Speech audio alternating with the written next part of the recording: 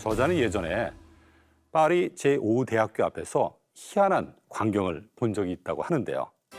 파리 제5대학교는 철학자 데카르트를 기리기 위해 그의 이름을 따서 르네 데카르트 대학교라고도 불리는 명문학교입니다.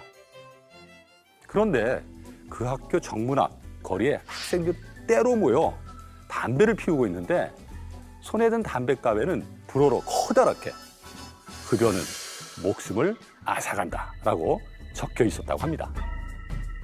저자가 그 풍경을 보고 희한하다고 느낀 것은 그 명문대학교에 입학하기까지 수많은 유혹을 이겨내고 공부에 집중했을 그 청년들이 왜 유독 담배에는 맥을 못 추는 것인지 의문이었기 때문입니다. 월터 미셸 박사는 자제력에 대한 이런 의문을 해결하기 위해 1960년대 후반 스탠포드 대학교 부설 빅 유아원의 미취학 아동을 대상으로 심리 실험을 진행했는데요. 이 실험은 4, 5살짜리 아이들을 가혹한 딜레마에 빠뜨린 실험으로 유명하죠. 실험은 간단합니다. 탁자에는 마시멜로 1개와 종이 놓여 있었고 아무 때나 종을 울려 실험 진행자를 부르면 그 마시멜로를 먹을 수 있었습니다. 그리고 실험 진행자가 올 때까지 먹지 않고 참으면 1개를 더 준다고 말하죠. 원하는 때에 작은 보상을 받을지 힘든 상황에서 15분을 기다렸다가 더 큰 보상을 받을지 선택해야 하는 상황에 아이들을 던져놓은 것입니다. Okay, sit in that chair. All right, here's the deal. Marshmallow for you. 방 안에는 장난감이나 책, 그림 등의 아이의 주의를 빼앗을 물건은 전혀 없고 이 상황을 실제 녹화를 했습니다. 녹화 영상을 본 사람은 누구나 폭소를 터뜨렸다고 합니다.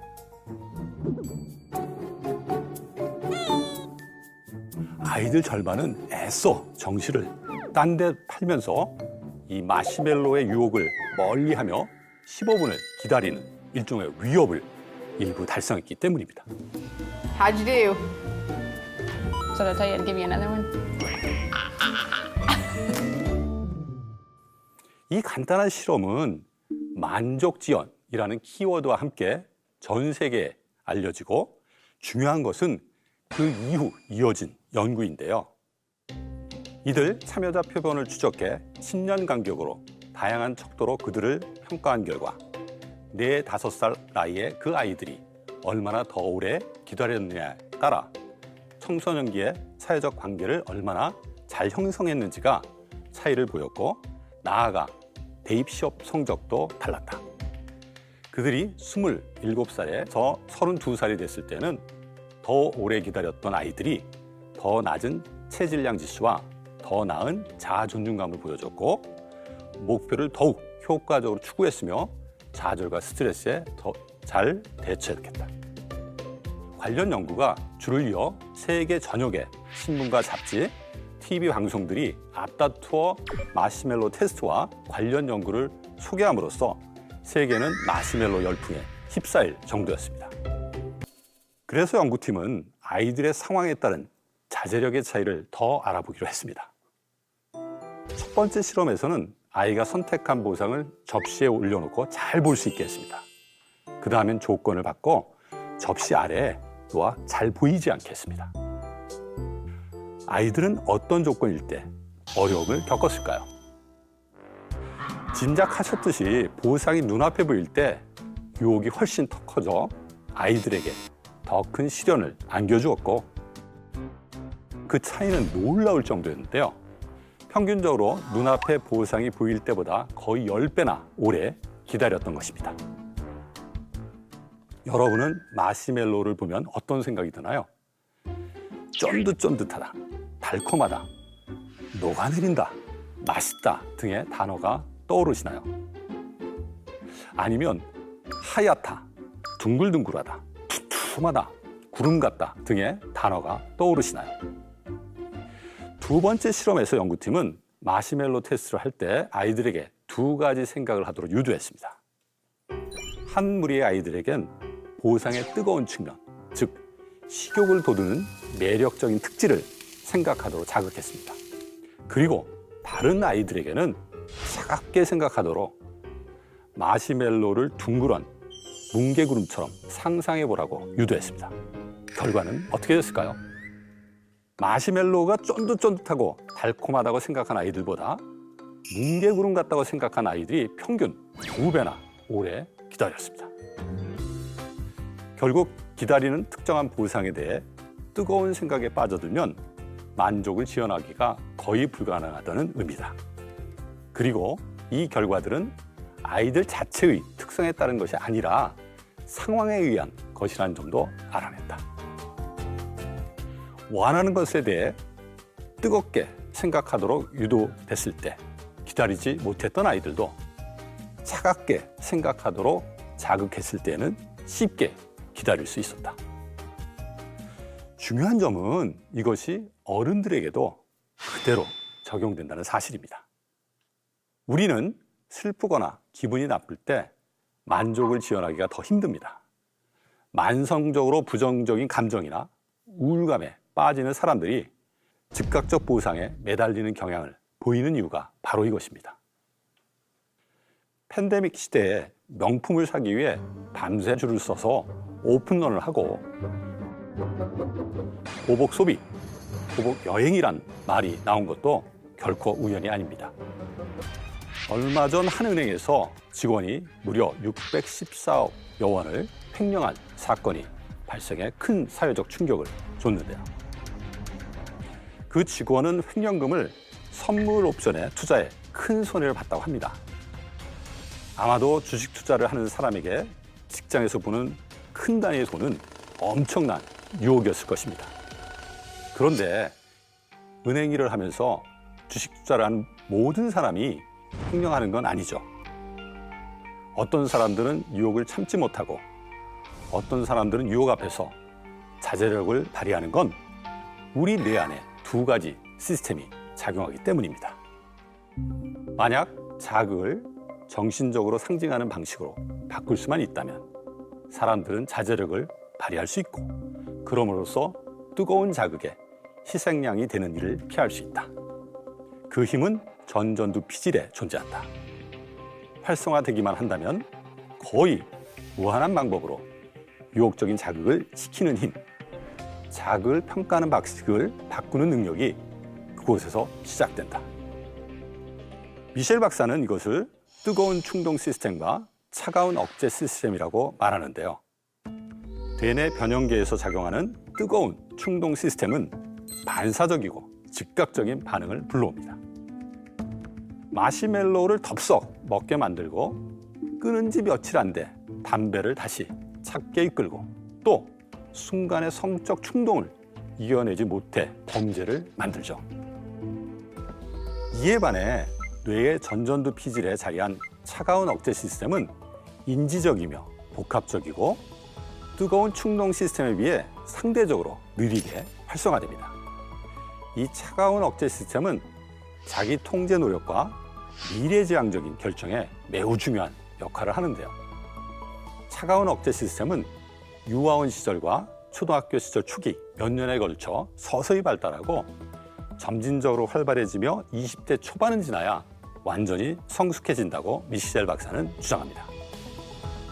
그래서 어린이와 청소년의 자제력이 길러지는 시기에 대한 중요성을 강조하고 있는 것이죠.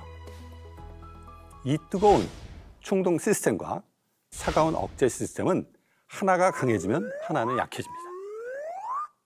그렇다면 우리의 뜨거운 충동 시스템은 강화시키고 차가운 억제 시스템은 약화시켜 우리를 유혹에 무릎 꿇게 만들도록 하는 것들은 무엇이 있을까요? 저자인 월터 미셸 박사는 가장 큰 영향을 주는 것으로 스트레스를 꼽습니다. 사람은 자기를 조절하기 위한 노력이 실패로 돌아갔을 때 굉장히 낙심하게 됩니다. 이때 자괴감에 빠지지 않고 안정감과 자신감을 회복하게 도와주는 메커니즘이 있는데요. 바로 심리적 면역체계입니다. 심적 면역체계는 과거에는 자아방어 기제라고도 불렀는데요. 이것은 스트레스 인지를 줄이고 우울증에 걸리지 않도록 도와주기 위해 우리 자신이 착하고 똘똘하고 가치 있다고 믿게 만들어줍니다. 약간의 착각을 만들어주는 것이죠. 그런데 문제는 이 자존감 착각이 과도한 자신감을 불러와 위험한 의사결정을 불러일으킬 때도 있다는 것입니다. 나는 뭐든지 통제할 수 있다. 이런 착각에 빠뜨리는 것이죠. 통제할 수 있다는 착각은 때로 최악의 상황을 불러올 수 있습니다. 특히 재정적인 리스크를 감수하는 상황에서 통제가 잘 됐다고 느끼게 되면 외부 피드백이나 위험 신호에 적절히 반응하지 못해 되돌리기 힘든 결과를 초래할 수 있습니다. 도박의 경우 주변 인물들이 조작을 통해 초반에 돈을 따는 상황을 만들어주면 자신이 이 도박판을 통제한다는 착각에 빠져 다음에 몇 번을 지더라도 다시 그 상황을 되돌릴 수 있다고 믿게 됩니다. 그리고 큰 손해를 입게 되죠. 혹시 주식을 할 때 조금만 더 오르면 팔아야지 하다가도 매도 타이밍을 놓치고 손해보신 적 있으신가요?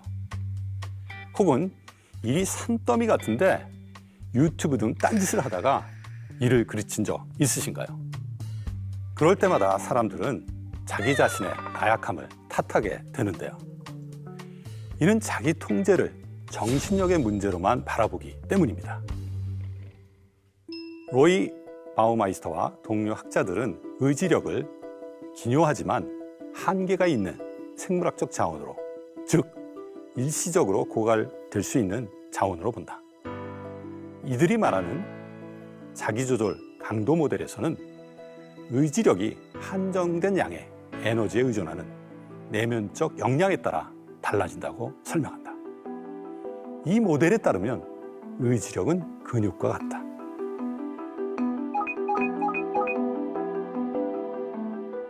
의지력이 근육과 같다는 것은, 즉 인간이 가진 자제력은 고갈되기 쉬운 소모성 자원이라는 뜻인데요. 이는 조직 행동론 전문가로 꼽히는 칩 히스와 데니스가 한 실험으로도 알 수 있습니다. 이 실험의 1단계에서는 배고픈 상태의 대학생들을 대상으로 한 팀은 초콜릿 쿠키를 먹도록 허용하고 다른 한 팀은 초콜릿 쿠키를 냄새는 맡지만 먹지는 못하게 하는 대신 무를 먹게 하였습니다. 2단계에서는 이들에게 풀기 힘든 어려운 퍼즐을 제공해서 이들이 얼마나 오랫동안 참고 이 퍼즐 풀기를 수행하다가 포기하는지 이를 조사했는데요. 그 결과 쿠키팀은 그 퍼즐을 19분 동안 풀기 위해 노력했고 문제를 해결하기 위해 34번의 성의 있는 시도를 수행했다고 합니다. 반면 무팀은 쿠키팀이 소비한 시간의 절반에도 못 미치는 8분 후에 포기했고 가까스로 19번을 시도했을 뿐이라고 합니다.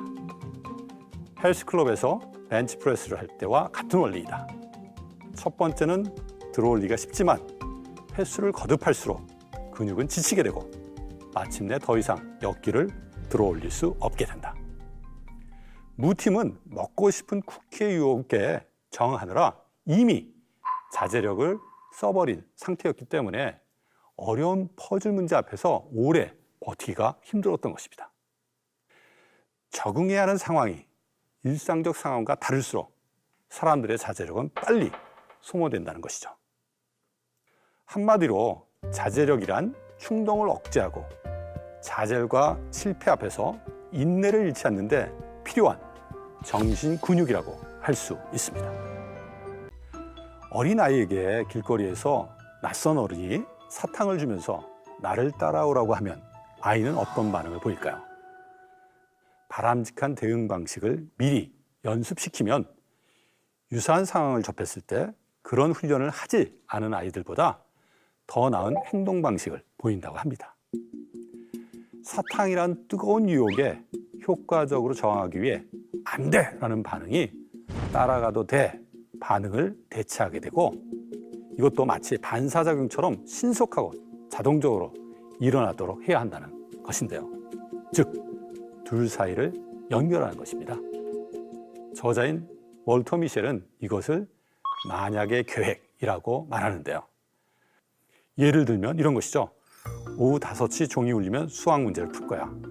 월요일 아침 9시가 되면 리포트를 쓰기 시작할 거야. 밤 11시가 되면 스마트폰을 충전기에 꽂아놓고 잠이 들 거야. 이 만약의 계획은 거창한 것이 절대 아닙니다. 간단하게 들리고 실제로도 간단합니다. 실행 계획을 세우고 이행함으로써 신호가 발생할 때마다 차가운 억제 시스템이 반사적으로 바람직한 반응을 일으키도록 할 수 있습니다. 만약의 계획이란 바람직한 행동을 실행 계획으로 정해놓고 관련된 상황적 신호가 발생하면 그것이 자동적으로 일어나도록 연습을 통해 강화하는 방안을 말한다. 이런 만약의 계획이 자동화되면 노력 없이 수행할 수 있게 된다. 마치 우리가 잠자리에 들기 전에 이를 닦는 것과 마찬가지로 시간이 흐르면 습관이 형성되는 것입니다. 월터 미셸 박사가 마시멜로 테스트를 통해 가장 강조하고 있는 것은 나는 앞으로 더 나아질 수 있다는 믿음입니다. 스탠포드 대학교의 캐롤 드웨 교수의 2006년도 저서 성공의 새로운 심리학에 요약된 연구 결과에 따르면 자신에 대한 믿음이 실제로 성취의 내용과 수준에 영향을 미친다고 합니다. 드웨과 동료 학자들은 자신의 성격 및 태도가 유연하게 변할 수 있다고 믿는 것과 고정되어 있다고 믿는 것, 이 둘 중에 어느 쪽에 속하느냐가 자제력이나 의지력, 지능, 정신 상태, 성격에 매우 중요하게 작용한다고 밝혔다. 어떤 사람들은 자신의 능력이 태어날 때부터 특정한 수준으로 고정되어 변할 수 없다고 믿습니다. 즉, 똑똑하거나 멍청하거나 선하거나 악하거나 강하거나 약하거나 어느 한쪽에 속해서 그 특성이 지속될 것이라고 믿는 것인데요. 캐롤 드웨 교수는 이를 고정 마인드셋이라고 이름 지었습니다. 반면 운동을 하면 근육이 생기는 것처럼 자신의 특성을 키우고 발달시키면 변화할 수 있다고 믿는 것을 성장 마인드셋이라고 합니다. 학업 난이도가 높아지면 자기 능력과 관련해 고정 마인드셋을 가진 아이들이 특히 힘든 시간을 보낸다고 하는데요. 왜냐하면 대개 초등학교에서는 자신감을 북돋는 방식으로 성적을 주다가 중학교에서부터는 상대평가를 하기 때문에 새로운 환경의 압박감과 실패에 대한 두려움으로 자신의 능력을 비하하거나 선생님을 비난함으로써 힘든 과제로 인한 어려움을 자기 합리화하는 반면에 성장 마인드셋 학생들은 과제 압박감을 느끼더라도 곧 새로운 상황에 익숙해지려면 어떻게 해야 할지 생각하고 그것을 행동으로 옮긴다는 것입니다.